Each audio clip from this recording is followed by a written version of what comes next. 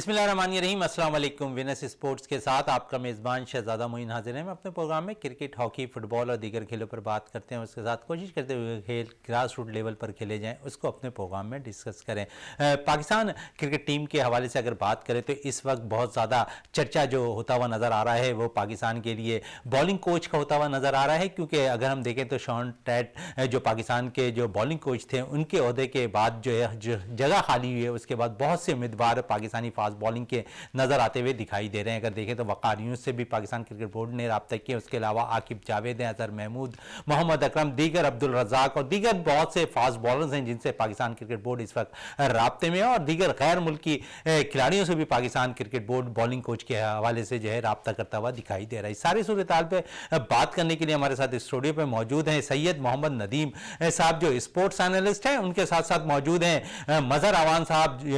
जो ये भी स्पोर्ट्स एनालिस्ट हैं। इनसे भी बात करेंगे क्योंकि हमारे प्रोग्राम में दोनों ही हजरात जो है आते रहते हैं। आज दोनों से ही खुलकर खासकर पाकिस्तान की बॉलिंग कोच, बैटिंग कोच और उसके साथ हेड कोच के हवाले से बात करेंगे। सैयद मोहम्मद नदीम साहब क्या कहेंगे, इस वक्त बड़ा चर्चा चल रहा है पाकिस्तान के लिए बॉलिंग कोच के हवाले से, क्या कहेंगे किस बॉलर्स को अगर हम अपने गैर मुल्की कोचेज नहीं लेकर आते थे, कौन सा ऐसा सुटेबल हमारे पास फास्ट बॉलर होगा जो पाकिस्तान के लिए बॉलिंग कोच की हैसियत रखता हो? देखिए, मैं आपको बताऊं कि पाकिस्तान में फास्ट बॉलर्स की तो एक किस्म से फैक्ट्री रही है हमेशा से, आप शुरू से उठा कर ले लें और अब तक। और एक अच्छे कोच, अच्छे उस्ताद और अच्छे बाप का वो डायरेक्टली इम्पैक्ट जो है, जो उसके अंदर बच्चा है, बेटा है या स्टूडेंट है, उस पर ज़रूर होता है।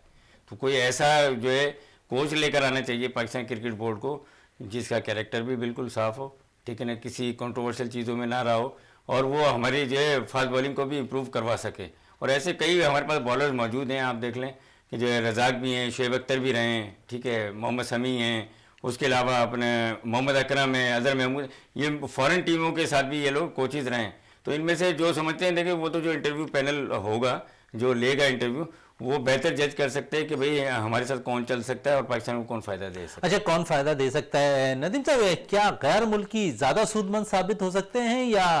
हम वतन? देखिए, हम वतन मैं कहूँगा कि हम वतन इसलिए बेहतर होते हैं कि एक तो हमारी लैंग्वेज का बड़ा जो है गैप है हमारे प्लेयर्स में और जो फॉरेन कोचेज़ हैं, ठीक है ना, और फिर जो हम लोग जो हमारे जो बॉलर्स हैं वो जो है वहाँ के जो कोचेज़ आते हैं उनसे एडजस्ट नहीं हो पाते हैं, कोई ना कोई इश्यूज रहते ही हैं। लेकिन काफी अर्सा शॉन टैट हमारे साथ रहे तो वो उन्होंने तो बहुत ज्यादा फास्ट बॉलिंग का पाकिस्तानी शोबा ग्रूम किया, बहुत से नौजवान फास्ट बॉलर्स को पाकिस्तानी टीम में लेकर आए और बहुत कुछ सिखाते हुए भी नजर आए उन्हें। देखिए, सीखने का अमल ऐसे ही है कि जब भी आप किसी को सिखा दें तो वो एकदम में इम्प्रूव करता है, ठीक है, और उसका एक जो वो मकसद, एक क्राइटेरिया है, एक लिमिट है। उस लिमिट के बाद जो कोचिंग होती है ना, असल कोचिंग वो है, ठीक है ना, कि आपने जो उसके बाद जो उसकी जो छोटी छोटी खामियां हैं, उसका रनअप है, बॉलिंग का जो फॉलो थ्रू है या बॉल की डिलीवरी है, इन स्विंग आउट स्विंग। अब आप हसनैन को देख लें कि हसनैन की जो बॉलिंग में आप क्या समझते हैं कि कोई बेहतरी आई है? हालांकि शॉन टेट के ज़ेर असर रहे हैं वो, ठीक है, शाहनवाज धानी उनको देख लें आप, ठीक है, और हमारे मीर हमजा अभी खेले थे टेस्ट, उनको देखें। तो बॉलर मकसद बॉलिंग के लिए ऐसा कोई कोच होना चाहिए जो उनकी जो कम्युनिकेशन की भी स्किल को जो डेवलप करे, ठीक है ना, और उनकी जो बॉलिंग में भी निखार पैदा करते हुए। मजहर अवान साहब क्या कहेंगे, खासकर बॉलिंग कोच के हवाले से बात हो रही है तो पाकिस्तान क्रिकेट बोर्ड ने वकार यूनुस से भी रब्ता किया। वकार यूनुस ने जो है बाकायदा तौर पर अपने ट्वीट में उन्होंने मना करते हुए दिखाई दिया, उनका बयान भी सामने आ गया, ट्वीट भी करते हुए नजर आए। तो समझ रहे थे कि वकार यूनुस ज्यादा बेहतर बॉलिंग कोच की हैसियत से पाकिस्तान के लिए सर्व करते, क्योंकि अगर वकार यूनुस जितना वक्त जरा जिस किस्म के 2 डब्ल्यूज हुआ करते थे, वसीम और वकार, तो उन्होंने जो है अपना एक वक्त लगा दिया पाकिस्तान के लिए और अच्छी बॉलिंग करते हुए नजर आए। ऐसा ही हमने देखा कि नए नौजवान बॉलर्स में भी हमारे ग्रूम करते हुए जो नजर आए, उनमें से शाहिनशाह आफरीदी, नसीम शाह और दीगर हारिस रऊफ की अगर बात कर लें तो बहुत ज्यादा ग्रूम जरूर नजर आए। लेकिन वकार यूनुस का ये बयान आप किस तरह देख रहे हैं?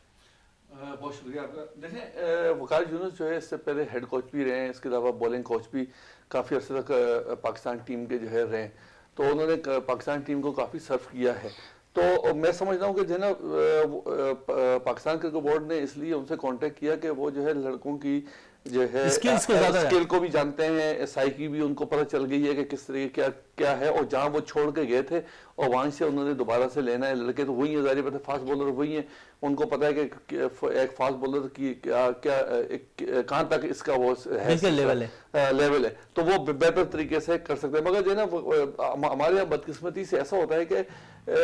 जब जो है ना एक बोर्ड आता है और जाके फिर जब दूसरा बोर्ड जब आता है तो जो उस बोर्ड के साथ जो लोग काम कर रहे होते हैं उनके साथ जो है ना रवैया जो है अच्छा नहीं होता। अच्छा, रवैये की बात हुई है तो यकीन आपकी थोड़ी सी बात मैं काट रहा हूं। मजहर रहमान साहब, अगर वकार यूनुस टीम के हेड कोच थे तो सरफराज अहमद के साथ उस दौरान बहुत ज्यादती हुई है, इस हवाले से थोड़ा सा क्या कहेंगे आप? देखिए सरफराज के साथ जो है ना, सरफराज के साथ तो ज्यादती उस वक्त से स्टार्ट हुई है जब वो उनको टीम से बाहर किया था, जो है एज ए कैप्टन थे, और एज ए कैप्टन को जो है ना ऐसे उठा के बाहर कर दिया जैसे कि वो कोई है ही नहीं। और उस वक्त जो है ना देखें टीम की कारकर्दगी बहुत अच्छी थी, पाकिस्तान नंबर 1 थी, T20 में, वनडे में भी बहुत अच्छी कारकर्दगी, टेस्ट में भी बहुत अच्छी कारकर्दगी थी। तो ये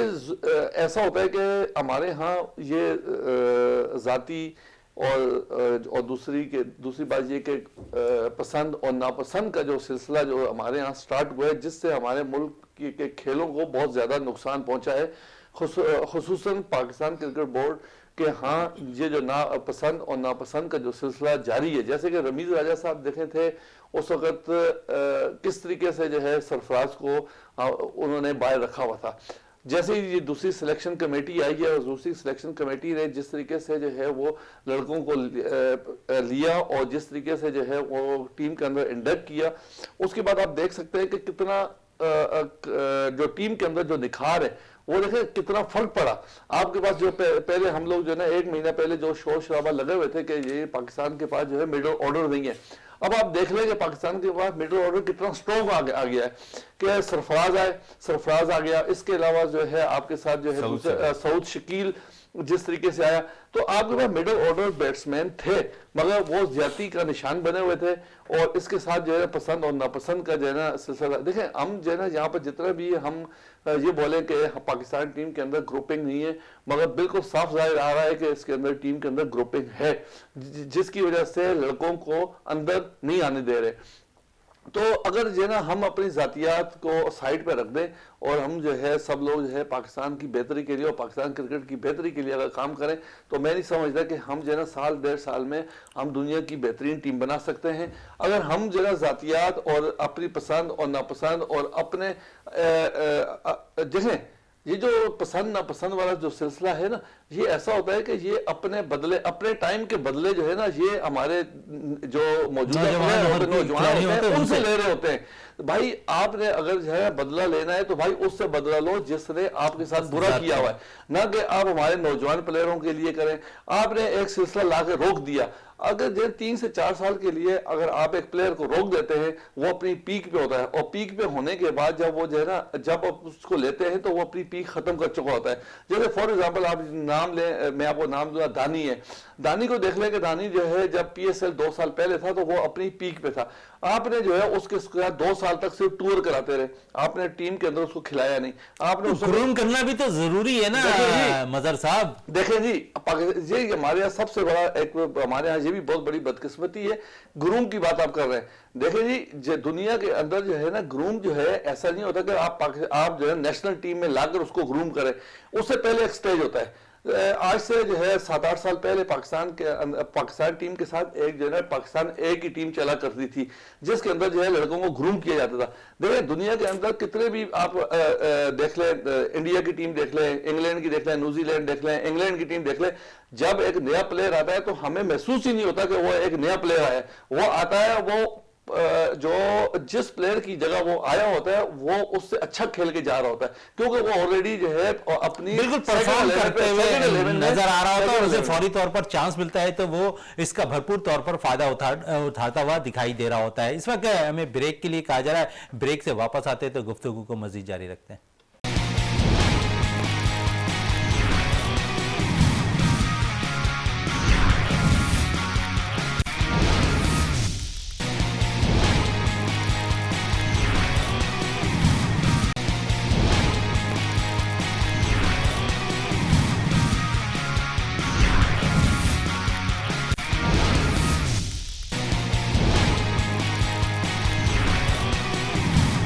वक्फे से पहले जिस तरह बात हो रही थी नौजवान क्रिकेटर्स को कि फौरी तौर पर अगर मौका दे तो उनको यकीनन वो और फौरी तौर पर अगर टीम के अंदर खेलते हुए दिखाई देंगे तो यकीनन वो परफॉर्मेंस देते हुए भी नजर आएंगे। थोड़ी सी बात हम क्रिकेट की चल रही है तो थोड़ी सी मीडिया के हवाले से भी बात कर लें। क्रिकेट टूर्नामेंट की सजाज के तहत इंटर मीडिया क्रिकेट टूर्नामेंट का इनिकात है नेशनल बैंक क्रिकेट ग्राउंड पर किया जा रहा है, जहाँ पर मुख्तलिफ टीमें जो है चैनल्स की वो इस टूर्नामेंट में शिरकत कर रही हैं। तो इस कौमी टीम क्रिकेट टीम के हवाले कोचिंग के हवाले से आते हैं। नदीम साहब क्या कहेंगे, जिस तरह बात हो रही है खासकर वक़ार यूनुस के हवाले से, क्या बेहतर समझते हैं कि अगर उन्हें ये मौका फराहम किया जाए कि बॉलिंग कोच की हैसियत से पाकिस्तान टीम के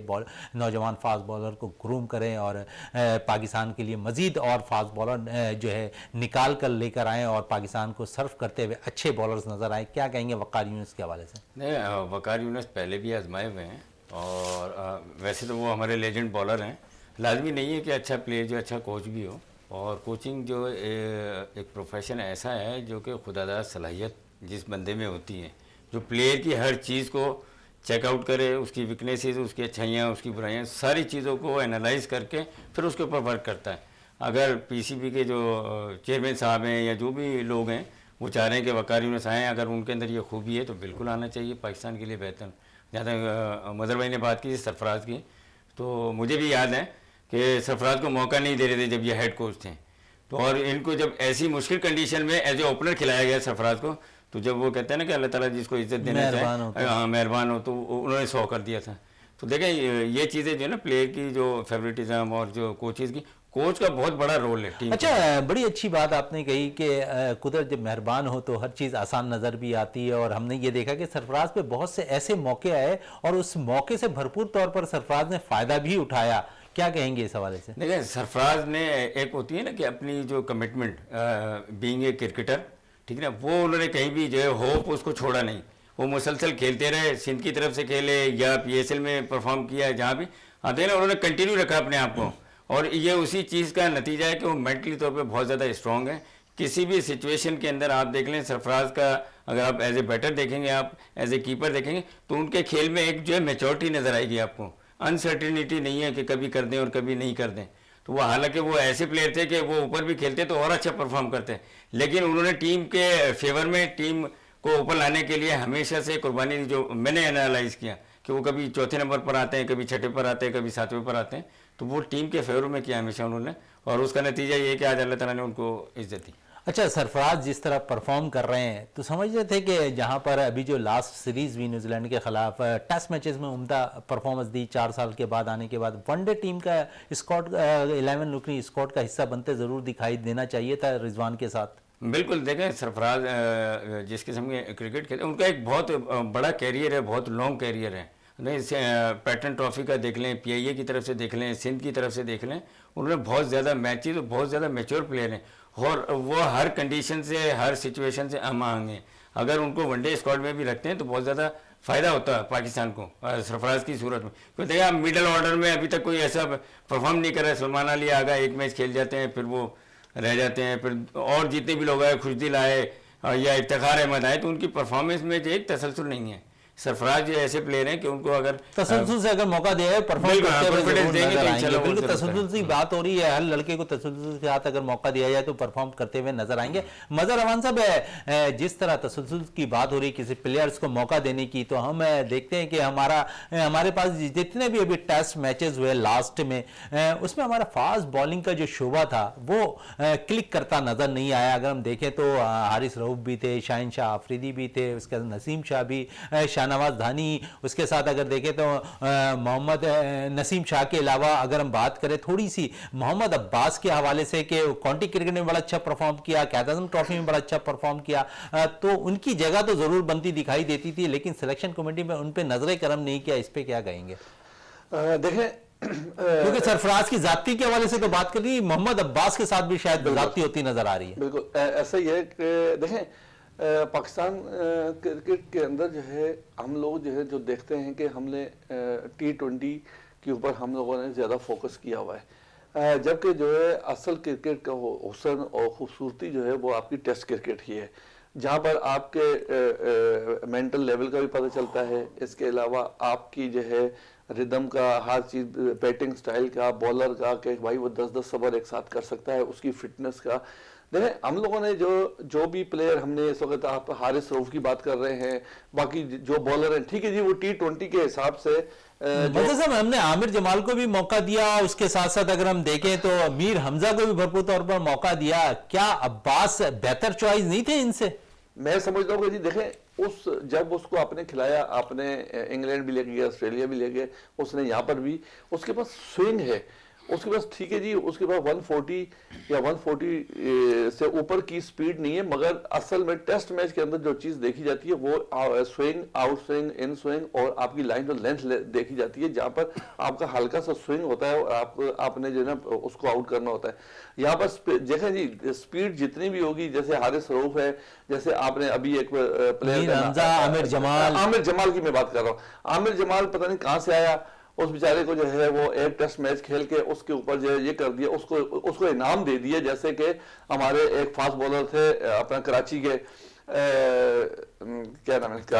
ताबिश खान, उसको जो है ना जिस तरीके से एक टेस्ट मैच दे के, ताबिश की बात हो रही है तो ताबिश के साथ भी तो जाती हुई है ना, इस बात को तस्लीम करेंगे, क्योंकि जब वो पिक पे था, पिक वाली बात हो रही थी, वही बात आपकी कंटिन्यू करेंगे। शाहनवाज दानी वाली, कि शाहनवाज दानी जब PSL में परफॉर्म कर रहे थे, उसके बाद जब टीम में लाए गए तो उन्हें मौका नहीं दिया गया, अगर उस वक्त खिला देते तो वो ज्यादा सूदमंद साबित होते। देखें उस वक्त जब अमेश जी, हर वक्त हम लोग जितने भी प्रोग्राम हो रहे होते हैं, हम उन प्रोग्रामों में यही वाली बात करते हैं, हमें किसी की हमें पसंद नापसंद का कोई ऐसा सिलसिला नहीं है। हम कहते हैं कि जो ना, जो लड़का जो जिस टाइम पे, जैसे आपने कायद आज़म ट्रॉफी करा रहे हैं, कायद आज़म ट्रॉफी कराने का मकसद यही होता है कि आपने नीचे से टैलेंट लेना है, आपने जो है टैलेंट, जो भी बेस्ट बैट्समैन होता है, जो बेस्ट विकेट कीपर होता है, या बेस्ट बॉलर होता है, स्पिनर होता है या फास्ट बॉलर होता है, आप उसको पाकिस्तान की टीम के अंदर लेकर आएंगे। देखिए अगर वो जो है ना अपनी पूरा सीजन, डोमेस्टिक की बात कर रहे हैं तो ज़ियाउल हक बड़ा जबरदस्त फास्ट बॉलर निकल कर आया था, उसको भी आपने चांस नहीं दिया। देखें वही ये तो आप जो है ना, ये तो हम जो है ना गिनती गिनना शुरू करेंगे तो बहुत लंबी गिनती हो जाएगी, मगर हम सिर्फ लुबे लबाब इसका यही है कि देखें, जो आपने जो कायद आज़म ट्रॉफी का बेस्ट प्लेयर होता है, आप उसको पाकिस्तान टीम में लेकर आए, वो उस वक्त वो परफॉर्म कर रहा होता है, तो जब परफॉर्म कर रहा होता है तो आप उसी वक्त उससे जो कुछ आपने उसके ऊपर इन्वेस्ट किया हुआ है, आप उससे वापस लेने का टाइम जब आता है तो हम जो है उस वक्त उसको जो हमारी इन्वेस्टमेंट की होती है, हम उसको उससे लेकर हम जो है पाकिस्तान टीम के लिए जो है नहीं कर पाते, जिसकी वजह से वो लड़का जो है जाया हो जाता है, दिल बर्दाश्त हो जाता है। अगर वो सीजन लगा चुका होता है, अगर 1 सीजन 2 सीजन लगा चुका होता है और वो अपना पूरा पीक दे रहा होता है और उसको महसूस हो रहा होता है कि इस वक्त मैं पाकिस्तान टीम के अंदर जाऊंगा, उस टाइम पे अगर आप जैसे इब्रार को देख ले, आप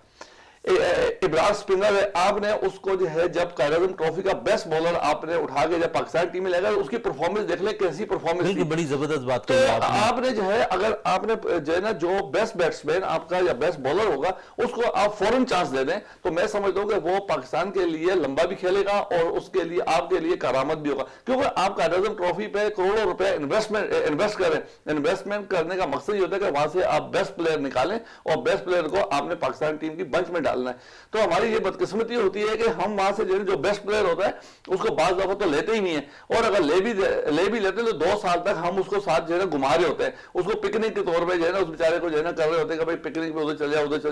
जाओ। जब तजुर्बा तो दिला रहे हैं ना, तजर्बा, तो जहां तक तजर्बे की बात है, मैं आपसे इससे पहले भी कह चुका हूं, देखिए तजर्बा आपने टीम के साथ रख के तजर्बा नहीं करना, आपने बेंच स्ट्रेंथ को जरा बेंच स्ट्रेंथ को मजबूत करें, मगर आप जो है जो आपके साथ, जो मैं आप कह रहा था 5 और 7 साल पहले आप पाकिस्तान ए टीम जो है न्यूजीलैंड जाया करती थी, इंग्लैंड जाया करती थी, और जो है जो टीमें यहाँ पर आती थी उनके लिए रोजा मैच हुआ करते थे, आप उन पे रखकर उसको तजर्बा दिलाएं और उसको ग्रूम करें, ना कि आप पाकिस्तान टीम के अंदर लेकर आके जो है ना उसको सिखाएं। देखिए पाकिस्तान टीम जो है ना सिखाने की जगह नहीं है, वहां पर सीखा सिखाया फल जो है, पका पकाया फल आपको चाहिए, और फल उस फल को आपने इस्तेमाल करना है, खाना है, जिससे जो भी करना है। तो हमें जो है हमारी बदकिस्मती हमारे पास ये आ रही है कि हम जो है जब कोई प्लेयर आता है तो हमारी डोमेस्टिक और हमारी इंटरनेशनल क्रिकेट के बीच में बहुत बड़ा गैप है, जो गैप जो जब आता है तो उस गैप को हमारा प्लेयर जो है पूरा नहीं कर पाता। आप दुनिया की बाकी टीमों के अंदर देख लें कि जब वो अपनी डोमेस्टिक खेल के आता है, जो वो नेशनल लेवल पे आता है, तो उसके बीच में गैप नहीं होता, बिल्कुल गैप नहीं होता। इसमें मजीद भी बात करेंगे। इस वक्त मजहर साहब ब्रेक के लिए कहा जा रहा है, ब्रेक से वापस आते हैं तो गुफ्तगू को मजीद जारी रखते हैं।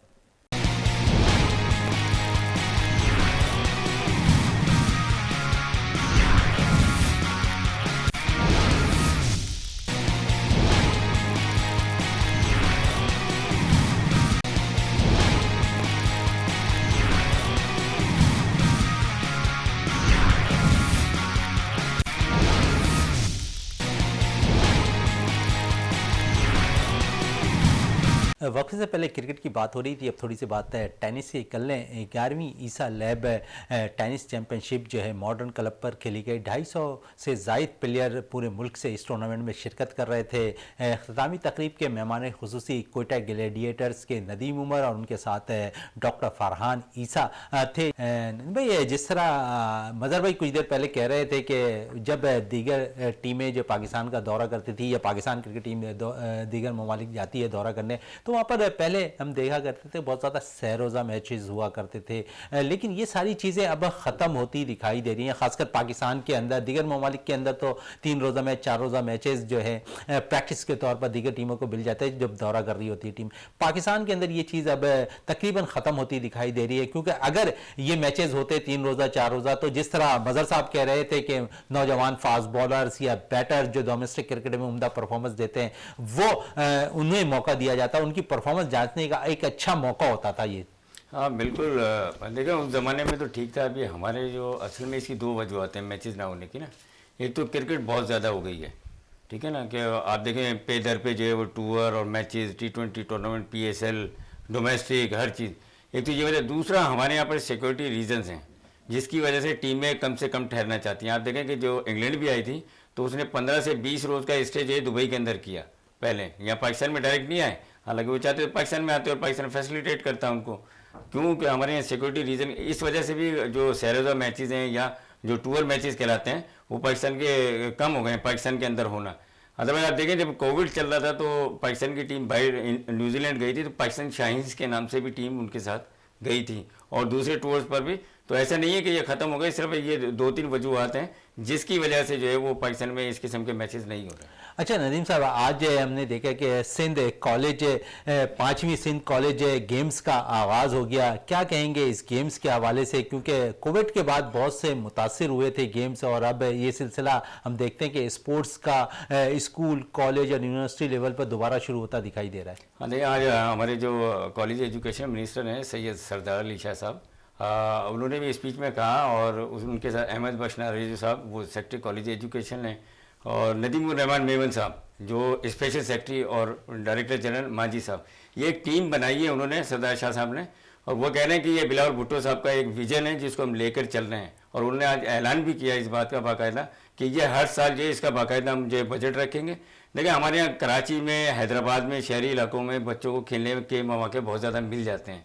जो इंटीरियर साइड पर चले जाएँ या कॉलेज साइड पर, कॉलेज साइड एक ऐसा प्लेटफॉर्म है जिससे बच्चे जो है नेशनल और इंटरनेशनल लेवल पर जाता है। तो ये एक्टिविटीज़ होना, स्कूल कॉलेज की एक्टिविटीज़ होना बहुत ज़्यादा खुशाइन बात है, और इस पर मैं जो तमाम एजुकेशन डिपार्टमेंट को मुबारकबाद पेश करूंगा। और मैं चाहूँगा मीडिया वालों का भी इसमें रोल होना चाहिए, उसको हाईलाइट करें, ताकि जो ये बच्चे खेलेंगे तो देखिए यही जाके आगे हमारी जो वो पाकिस्तान का नाम रोशन करते हैं, पाकिस्तान का नाम रोशन करें। मज़हर साहब, इसी से रिलेटिव आपसे से भी सवाल करते हैं कि हमने देखा कोविड के बाद जो है बहुत सी चीज़ें खासकर स्पोर्ट्स की अब दोबारा स्कूल्स की और कॉलेज यूनिवर्सिटी लेवल पर दोबारा शुरू होती दिखाई दे रही है, मुख्तलिफ गेम्स मुनक्किद हो रहे हैं। तो क्या कहेंगे, कितना अच्छा ये साइन है कि अब स्पोर्ट्स की सरगर्मियाँ बहुत ज़्यादा बहाल हो गई हैं? ये एक बदकिस्मती थी हमारी, जो 2-2.5 साल जो है हमारे यहाँ जो है, बल्कि दुनिया में वर्ल्ड वाइड जितने भी लोग हैं मुतासिर हुए। खेल तो मुतासिर हुआ है, इसके साथ साथ जो है ना हर चीज़ ही मुतासिर हो गई। आपकी जो है इंडस्ट्री बंद हो गई, मुख्तलिफ जो है ना जॉब्स का मसला आ गया। तो अब जो है ना अब एक तरीके से मैं समझता हूँ कि जो है ना ये कोविड का सिस्टम सारा ख़त्म हो गया है। तो अब फिर दोबारा से जो है हर चीज़ जो है ना अपने आबोताब के साथ जो है ना दोबारा से जो है ना स्टार्ट हो गई है। तो ये स्टार्ट हुई, अब आहिस्ता आहिस्ता जो है ना अब जो अपने पीक की तरफ निकल जाएगी। खेल, जहाँ तक खेल मुतासिर हुआ, ज़ाहिर तौर पे जो है खेल बहुत ज़्यादा मुतासिर हुआ, जिसके अंदर जो है ना क्रिकेट भी बहुत ज़्यादा मुतासिर हुआ कि जो है ना बॉल को आप देख लें कि बॉल उस वक्त कोविड के सिलसिले में कहा गया थूक नहीं लगा सकते, तो आज तक उसके ऊपर पाबंदी लगा दी कि अब आप शाइन नहीं कर सकते, अब आप अपने पसीने से ही जो है ना ये कर सकते हैं। कुछ असर अभी भी बाकी है? नहीं, असर है। अभी चाइना में देखें दोबारा से एक जो है ना सिलसिला दोबारा शुरू हुआ है, मगर हम अल्लाह ताला से यही दुआ करते हैं कि ये ऐसी वबा जो है दोबारा नहीं आए, जिससे खेल ही नहीं पूरी दुनिया के लोग जो है मुतासिर हो गए, जो प्रॉब्लम आई। जहाँ तक खेल का ताल्लुक है, खेल हमेशा से जिस तरीके से चल रहा है इसी तरीके से चलता रहे। हम खेल से रिलेटेड लोग हैं, हम इसी में अच्छा लगता है कि हम जो है ना खेल खेल रहे हों या खेल खिला रहे हों, तज्जिया करते हुए नजर आ रहे तज्जिया करते हुए नजर आ जाए। अब जैसे ना पाबंदियां होंगी तो हम भी बुझे बुझे से बैठे होंगे। जैसे कि आप देखें हैदराबाद के अंदर जिस तरीके से ये इनकी काविश है कि कॉलेज लेवल के हिसाब से जो है इन्होंने जो है टूर्नामेंट स्टार्ट किया। ये देखे जो भी खेल है, क्रिकेट है, हॉकी है, फुटबॉल है, ये जो है ना कॉलेज लेवल से जो है ना जो स्टार्ट होता है उसी से लड़के जो है ना पिक होते हैं, जहां पर जो है उनको थोड़ा सा जो है स्पॉन्सर मिल जाता है, उनको थोड़ा सा हाईलाइट मिल जाती है, तो उससे जो है वो लड़के आगे आ जाते हैं। आगे आने के बाद जो है वो फिर जो क्लब पीस पाकिस्तान क्रिकेट बोर्ड से एफिलिएटेड एसोसिएटेड क्लब्स हैं उसके अंदर शामिल हो जाते हैं। इसी तरीके से उनको आहिस्ता आहिस्ता मौका मिलता है और आगे आगे बढ़ते रहते हैं। तो मैं समझता हूँ कि जो है ना जो ऑर्गेनाइजर्स हैं, खासतौर पर जो है ना जिस तरीके के ऑर्गेनाइजर जो कि देखें कराची के अंदर तो बहुत ज्यादा हमारे पास जो है ना एक मीडिया भी है, हर चीज है ना, प्लेटफॉर्म ज्यादा है जिसकी वजह से हमें प्रॉब्लम नहीं होती। मगर जिस तरीके से ना अंदरूनी सिंध में बोलूंगा कि जैसे हैदराबाद है, हैदराबाद भी बड़ा शहर है मगर वहां पर भी वो फैसिलिटीज नहीं जो कराची के अंदर है। वहां पर मैंने देखे 2-3 ग्राउंड है, जो सबसे बड़ा पाकिस्तान का इंटरनेशनल ग्राउंड था उसका भी जो है ना जो हाल है बेड़ा गर्क और न्यास स्टेडियम है। तो जो है ना जैसे जैसे वहां पर खेल होंगे वहां पर हुकूमती इदारे आएंगे, वजीर आएंगे, वो वहां पर देखेंगे कि भाई ग्राउंडों की जो हालत है जो है ना उसको बेहतरी करने की कोशिश करेंगे। अगर वहां पर खेल नहीं होंगे, ऑर्गेनाइजर जो है वो ऑर्गेनाइज नहीं करेंगे तो वो जो है ना और ज्यादा से ज्यादा जो है वो बदहाली की तरफ जाता हुआ नजर आएगा। मतलब हैदराबाद की बात की तो नदीम साहब भी हैदराबाद से ताल्लुक रखते हैं। नदीम भाई, जिस तरह ग्राउंड्स की बात हो रही है, हैदराबाद के अंदर कितने ग्राउंड्स ऐसे हैं जो बदहाली का शिकार है? नहीं, कौसार जो है वो डिस्ट्रिक्ट क्रिकेट एसोसिएशन को मिला था किसी टाइम पे, उसमें जो सेंटर में 7 पिचेज़ हैं पर वो इस लायक नहीं है कि वहाँ पर मैच हो सके। पानी की कमी है, ग्रास जो है वो अप टू द मार्क नहीं है, ठीक है ना। जो बाकी और भी जो भी फैसिलिटीज़ हैं वो बहुत कम है। आप इधर आ जाएँ न्याजी स्टेडियम जो इंटरनेशनल क्रिकेट ग्राउंड की इन्होंने बात की तो वो भी जब वो हली का शिकार है, उसके ऊपर भी वर्कआउट करने की ज़रूरत है। वो टोटली अब बल्दिया के अंडर चला गया। तो मेरी नासिर शाह साहब जो है वो हमारे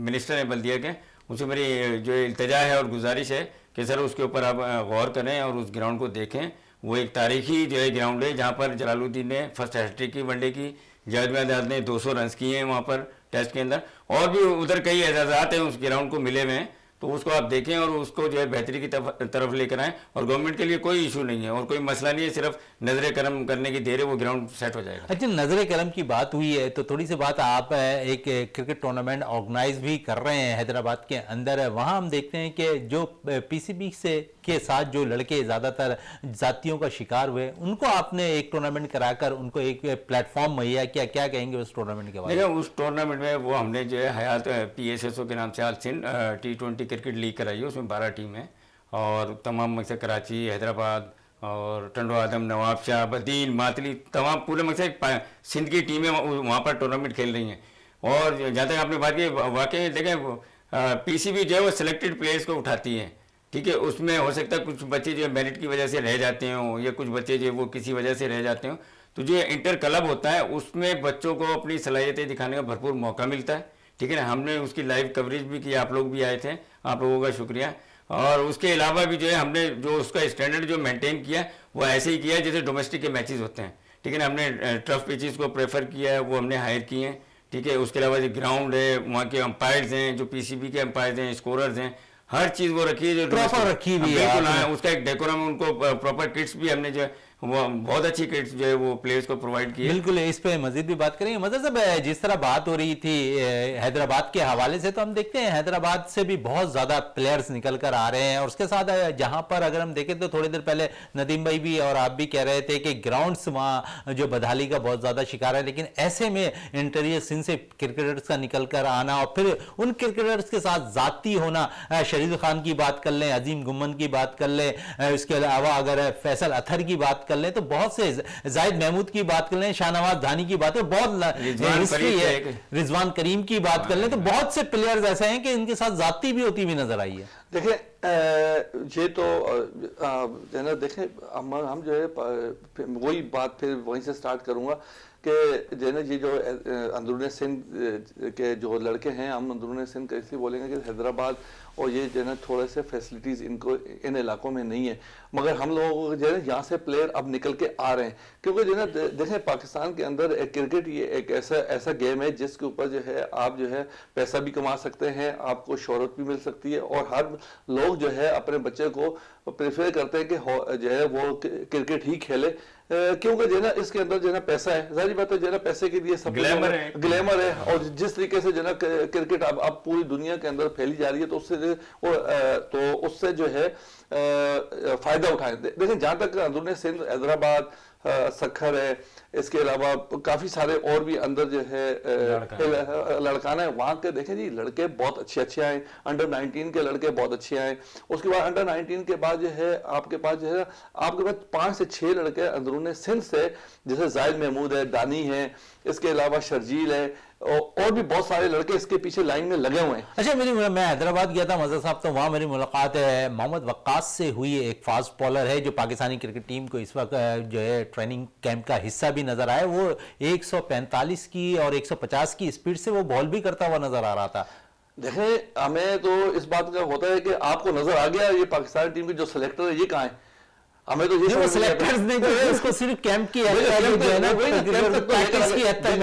प्रैक्टिस तक तो लेकर आगे, मगर अब उसको जो है ना देखें उसको यूज करें। हमने पाकिस्तान क्रिकेट ने जो है ना जारी बात है जो भी उसको क्रिकेट खिलाई है, क्लब लेवल से खेल के ऊपर अंडर 19 में आया, अंडर 19 से सीनियर डिस्ट्रिक्ट खेला, सीनियर डिस्ट्रिक्ट से आगे गया, तो मतलब कि अब उसका जो है ना जो पीक टाइम है हमें उसको कैश करना चाहिए। तो जो है ना जो इस वक्त हमारे पास देखें हमारे पास जो है ना फास्ट बॉलर जिस तरीके से ऑटोमेटिकली हमारे बनाए आते थे, और देखें अगर आप बोले कि हम जो है फास्ट बॉलर हमने बनाए, तो हमने फास्ट बॉलर बनाए नहीं है, हमारे पास नेचुरल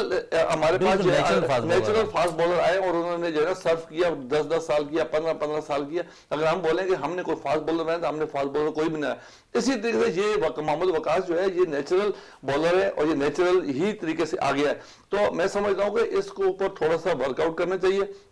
जिस तरीके से कैंप में बुलाया है, अगर इसको आप जो है आपने इतना बड़ा जो है अरबों रुपए का, करोड़ों रुपए का जो है हाई परफॉर्मेंस सेंटर जो है बनाया हुआ है, तो वहां पर इसको लेके जाए। वहां पर जो आपने इतने बड़े बड़े कोचेस लगाए हुए हैं, उन कोचेस के अंडर इसको जो है 2-3 महीने जो है दें, ताकि जो है ना इसका रिदम सही हो। अगर इसमें कोई जो है ना